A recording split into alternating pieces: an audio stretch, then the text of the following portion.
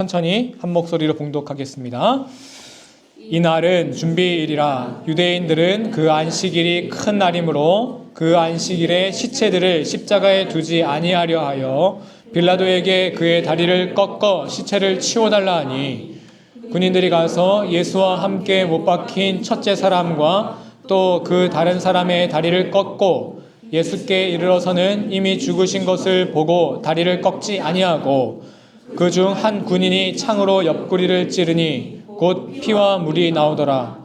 이를 본 자가 증언하였으니 그 증언이 참이라. 그가 자기의 말하는 것은 참인 줄 알고 너희로 믿게 하려 함이니라. 이 일이 일어난 것은 그 뼈가 하나도 꺾이지 아니하리라 한 성경을 응하게 하려 함이라. 또 다른 성경에 그들이 그 찌른 자를 보리라 하였느니라. 아리마대 사람 요셉은 예수의 제자나 유대인이 두려워 그것을 숨기더니 이 일 후에 빌라도에게 예수의 시체를 가져가기를 구하매 빌라도가 허락하지 아니하이에 가서 예수의 시체를 가져가니라.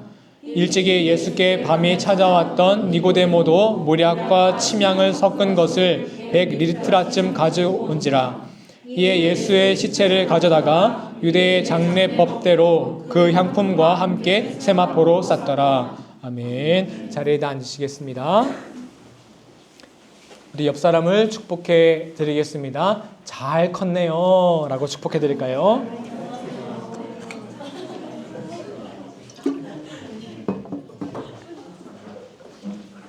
여러분 뉘집 자식인지 다들 잘 크셨습니다. 오늘은 부족함과 성장, 부제목은 니고데모의 성장이라는 제목으로 하나님 말씀 나누겠습니다.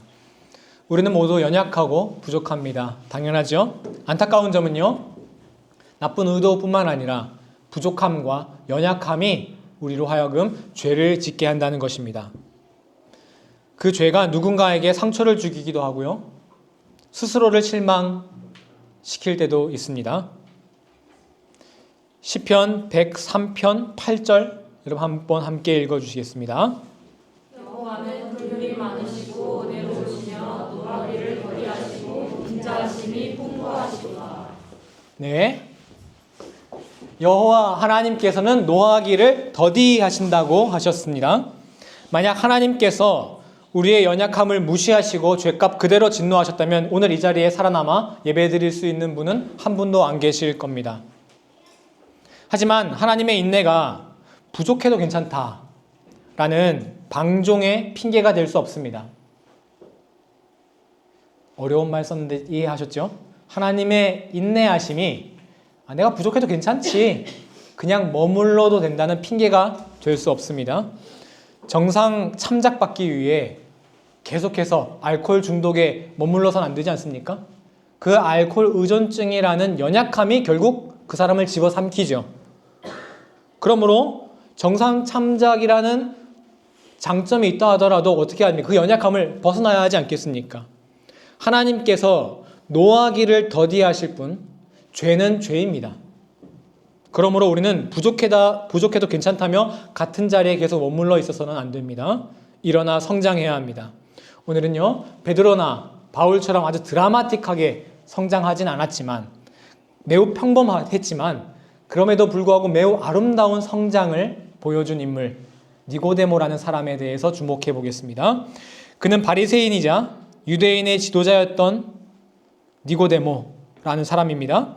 그는 요한복음 3장, 7장, 19장 이렇게 세 번의 등장을 하는데요. 이 세 번의 등장마다 성장하는 모습을 보여줍니다.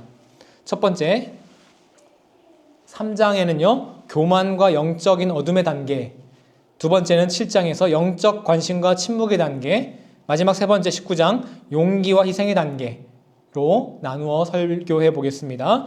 첫 번째, 교만과 영적 어둠의 단계를 봅시다. 요한복음 3장에 등장하는데요, 니고데모가 예수님께 찾아와 진리가 무엇인지 묻습니다. 한번 볼까요?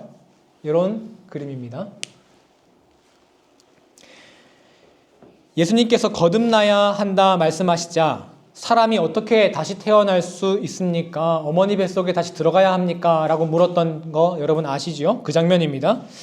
예수님과 진지하게 이야기했다는 면에서 다른 바리새인들보다는 낫다고 할 수 있습니다. 하지만 사실 그가 예수님을 찾아온 건 진리에 대한 아주 순수한 마음만 있었던 건 아니에요. 요한복음 3장 2절을 한번 읽어보겠습니다. 함께요.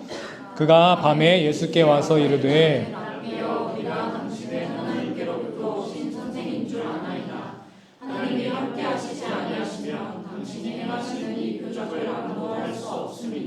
어때요? 내용이 예수님을 굉장히 높이고 있죠. 하지만 이는 진심으로 그렇다는 것도 아니고 일부러 비아냥거리는 것도 사실 아닙니다. 뭐냐면 고대 로마 당시에는 수사학이 굉장히 중요했는데 말하는 방식, 그 수사학의 전형적인 하나의 기법입니다. 무엇을 위한? 논쟁을 위한. 상대방을 일부러 이렇게 높여놓는 거예요. 유리한 고지를 선점하는 것이지요. 예수님이 무슨 말을 하나 궁금하긴 해요. 그런데 나사렛이라는 이 시골 출신 목수 주제에 사람들을 막 가르치고 다닌다는 거죠. 선지자 행색을 하니까 이 무학력자를 내 이 위대한 성경 지식으로 눌러주겠다. 이런 마음이 분명히 있었을 겁니다.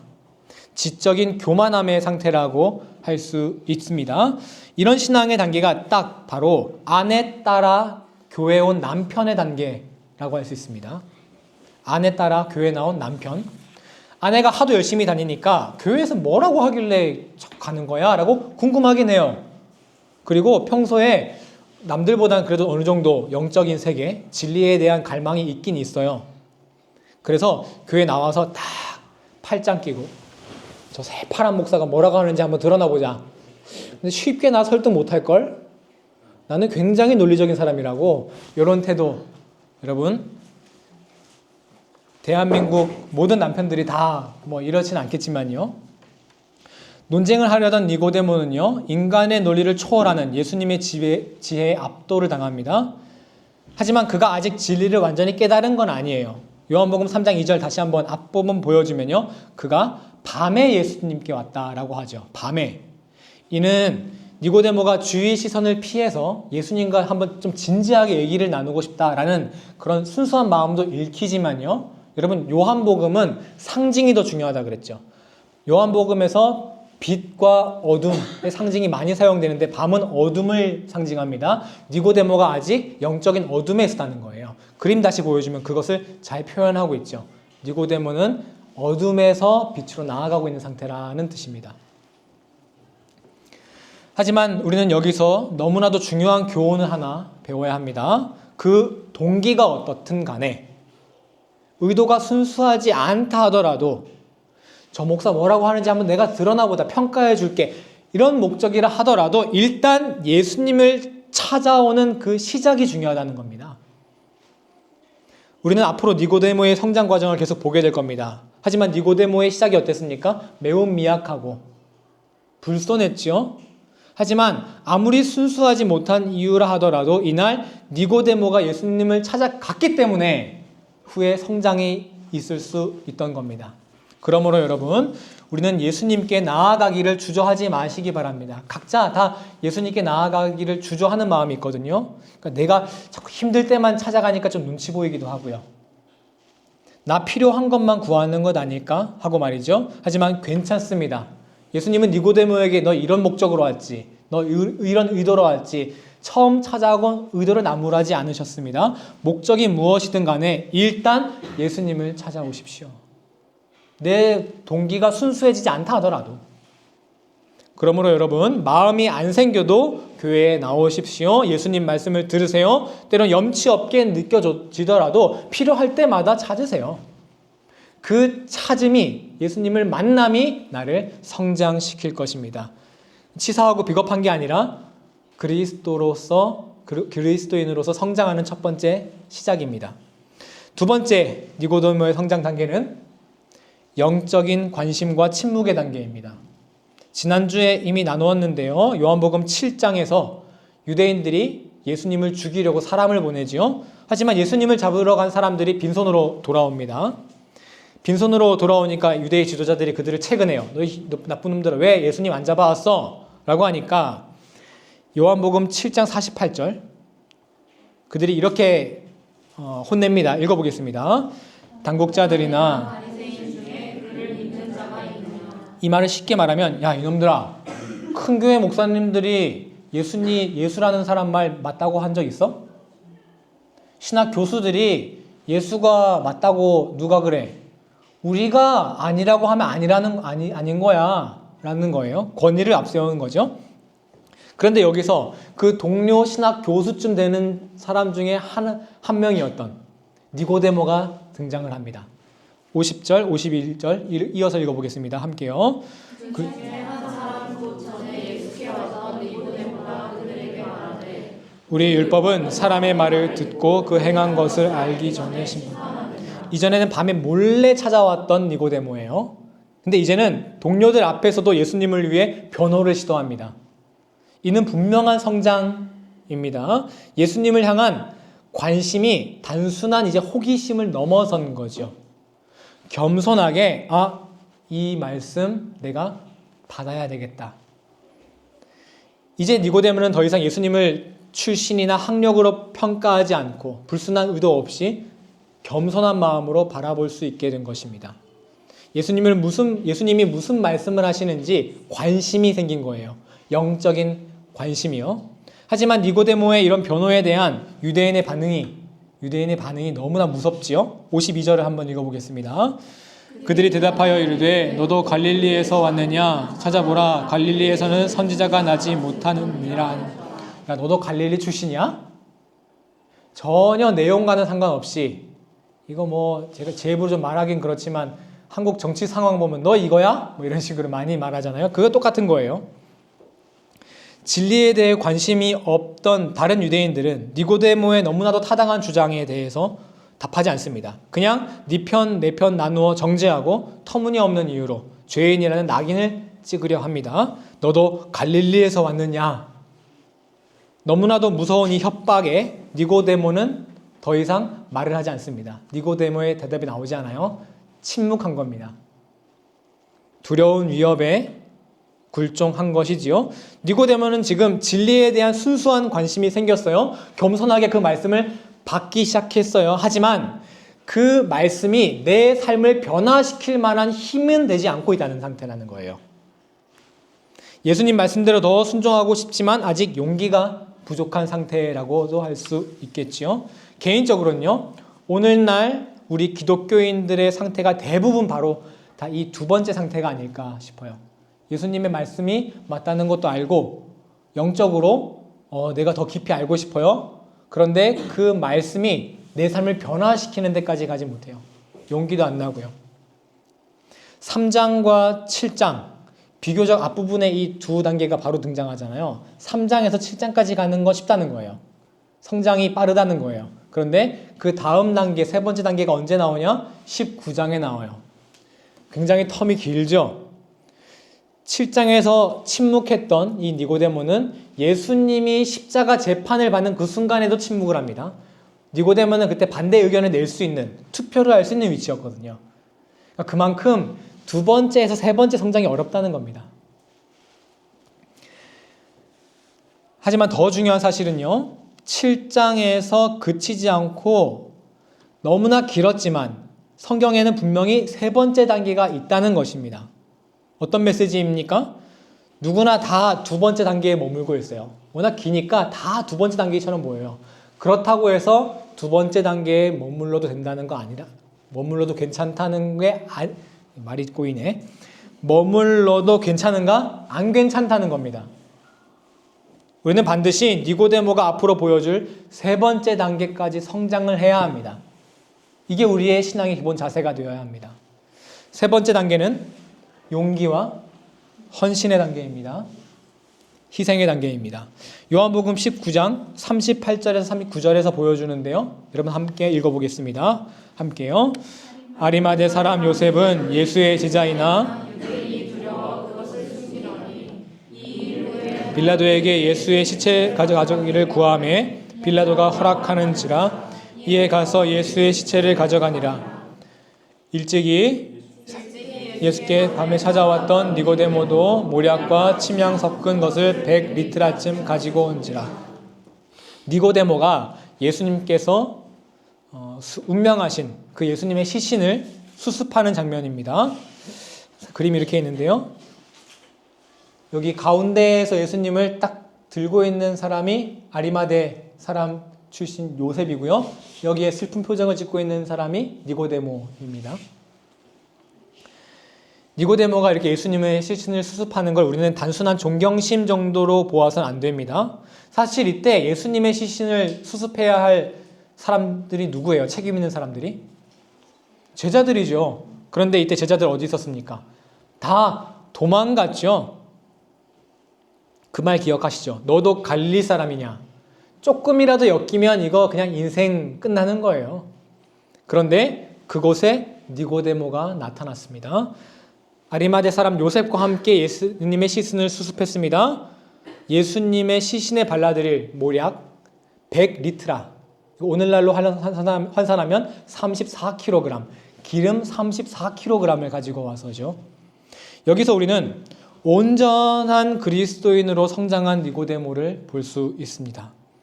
당시 많은 사람들이 예수가 이스라엘을 로마의 압제에서 해방시켜줄 정치적 메시아라고 믿었습니다. 만약 니고데모도 그리 믿었다면 예수님이 죽으신 뒤에 다른 사람들과 같이 실망해야 맞습니다. 하지만 니고데모는 그 반대죠. 용기가 없다가 무엇을 보고? 예수님의 죽으심, 예수님의 십자가를 보고 오히려 믿음이 성장을 했어요. 여러분, 무엇을 가장 우리 신앙의 핵심이라고 믿으십니까? 예수님의 십자가죠. 니고데모의 믿음이 참된 믿음으로 성장했다는 것입니다.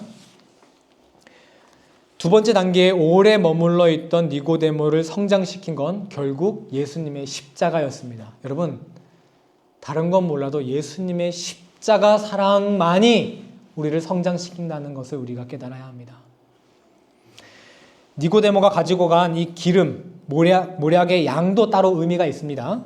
100리트라, 34kg이라고 했죠. 이 기름 34kg은 그냥 많이 가져간 것이 아니라 당시 왕의 제사에 쓰이던 양입니다. 지금 이 니고데모가 예수님을 어떻게 생각하고 있는지 아시겠죠? 지금 이 기름은요, 니고데모가 예수님을 주님이라고 생각하는 고백입니다. 니고데모가 처음 예수님을 찾아갔을 때는 한 밤이었습니다. 그런데 예수님의 시신을 내릴 때 이때는 몇 시냐면 오후 3시에서 6시입니다. 아직 해가 떠 있는 한 낮이었죠. 영적 어둠이 걷히고 참된 빛이신 예수님을 만났다는 의미입니다.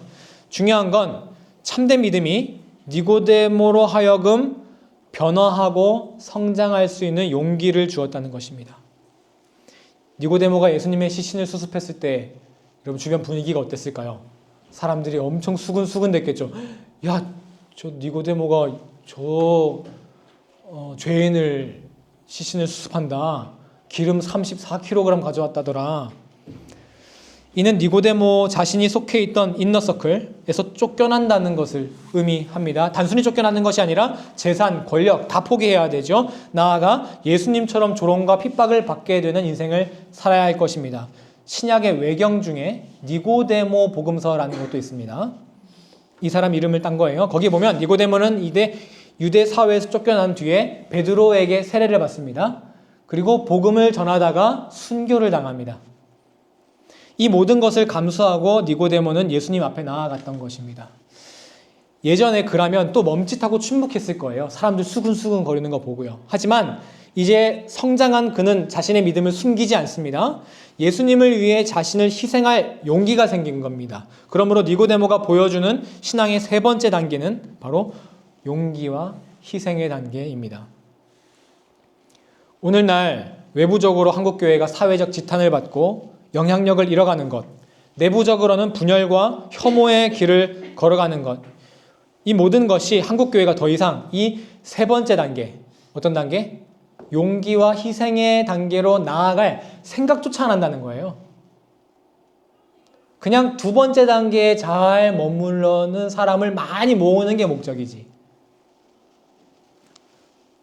한국 교회 안에 들어가 보십시오. 모든 신자들이 주일 성수 너무 잘해요. 한국처럼 주일 성수 잘하는 교회 있겠습니까? 말씀 잘 지키고요. 착하고요. 너무 친절해요.